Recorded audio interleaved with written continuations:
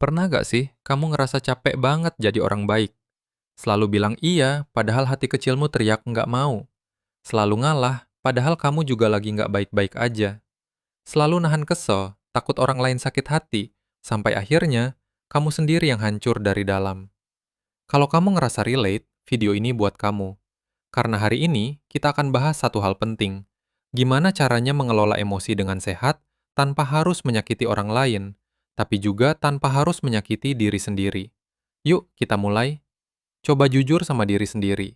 Berapa kali kamu memendam kekecewaan cuma karena nggak enak mau ngomong? Berapa kali kamu bilang nggak apa-apa kok, padahal di dalam hati kamu sebenarnya kecewa berat? Ini yang sering disebut people pleasing. Kebiasaan terus-menerus mengutamakan perasaan orang lain sampai lupa kalau perasaan kita sendiri juga penting. Awalnya mungkin terlihat baik. Orang-orang senang sama kita, dibilang anaknya enak diajak kerjasama, nggak pernah bikin ribut. Tapi lama-lama, ini jadi bom waktu.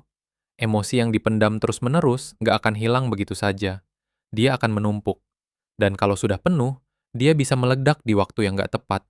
Entah jadi marah berlebihan ke orang yang nggak bersalah, jadi gampang nangis tanpa sebab, atau bahkan berdampak ke kesehatan fisik kita. Susah tidur, sakit kepala, sampai gampang sakit. Jadi, baik yang seperti ini sebenarnya bukan baik. Ini adalah bentuk lain dari menyakiti diri sendiri.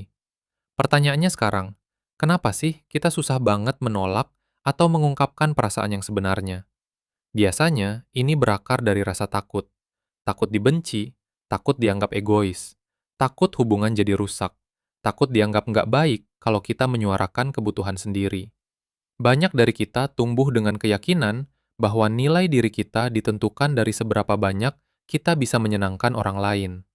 Semakin kita berguna dan nggak merepotkan, semakin kita merasa layak disayang. Padahal ini keliru. Hubungan yang sehat itu bukan dibangun dari satu orang yang terus mengalah dan satu orang yang terus diuntungkan. Hubungan yang sehat itu dibangun dari kejujuran, dari dua arah yang saling menghargai perasaan masing-masing. Jadi, kalau selama ini kamu terlalu takut untuk jujur soal perasaanmu, ingat ini, kebutuhan dan perasaanmu itu valid. Kamu nggak harus selalu mengalah supaya dicintai. Sebelum lanjut, penting buat kita bedain dulu. Jadi orang baik itu beda dengan jadi people pleaser. Orang yang baik, dia tulus membantu, tapi tetap punya batasan. Dia bisa bilang tidak kalau memang nggak sanggup, dan dia nggak ngerasa bersalah karenanya. Sedangkan people pleaser, dia membantu bukan karena tulus, tapi karena takut. Takut ditolak, takut dikecewakan, takut dianggap jahat. Dia sering mengorbankan kebutuhan sendiri, bukan karena ikhlas, tapi karena nggak berani bilang tidak. Bedanya ada di satu hal, kebebasan untuk memilih. Orang baik memilih untuk membantu. People pleaser merasa terpaksa untuk membantu. Nah, video ini bukan ngajak kamu buat berhenti jadi baik, tapi ngajak kamu buat jadi baik dengan cara yang sehat. Baik ke orang lain, tapi juga baik ke diri sendiri. Sekarang, masuk ke bagian intinya. Ini 5 cara yang bisa kamu coba mulai hari ini. 1. Kenali dan akui emosimu sendiri. Sebelum bisa mengelola emosi dengan sehat, kamu harus berani mengakui dulu apa yang kamu rasakan. Jangan buru-buru bilang, ah ini nggak penting, atau aku nggak boleh marah. Emosi itu nggak salah. Yang penting adalah bagaimana kita meresponnya. Coba luangkan waktu sejenak, tarik napas, dan tanya ke diri sendiri. Aku sebenarnya lagi ngerasa apa sih? 2. Beri jeda sebelum merespon. Saat emosi lagi tinggi, kita gampang banget ngomong hal yang nantinya kita sesali. Makanya, sebelum membalas pesan atau menjawab di tengah konflik, coba kasih jeda. Tarik napas dalam-dalam, hitung sampai 10, atau jalan sebentar. Jeda ini bukan tanda lemah, tapi tanda kita sedang berusaha merespon dengan kepala dingin, bukan sekedar bereaksi. 3. Gunakan komunikasi asertif, bukan agresif atau pasif. Asertif artinya menyampaikan perasaan dan kebutuhan kita secara jujur, tapi tetap menghargai orang lain. Caranya gampang, pakai pola, aku merasa, ketika, karena itu aku butuh. Misalnya, aku merasa kecewa ketika rencana kita dibatalkan mendadak. Karena itu, aku butuh kabar lebih awal kalau ada perubahan. Kalimat seperti ini jujur, tapi nggak menyerang. 4. Belajar bilang tidak dengan baik. Menolak bukan berarti kamu orang jahat. Kamu bisa menolak dengan tetap sopan. Contoh, terima kasih sudah memikirkan aku, tapi kali ini aku nggak bisa bantu ya.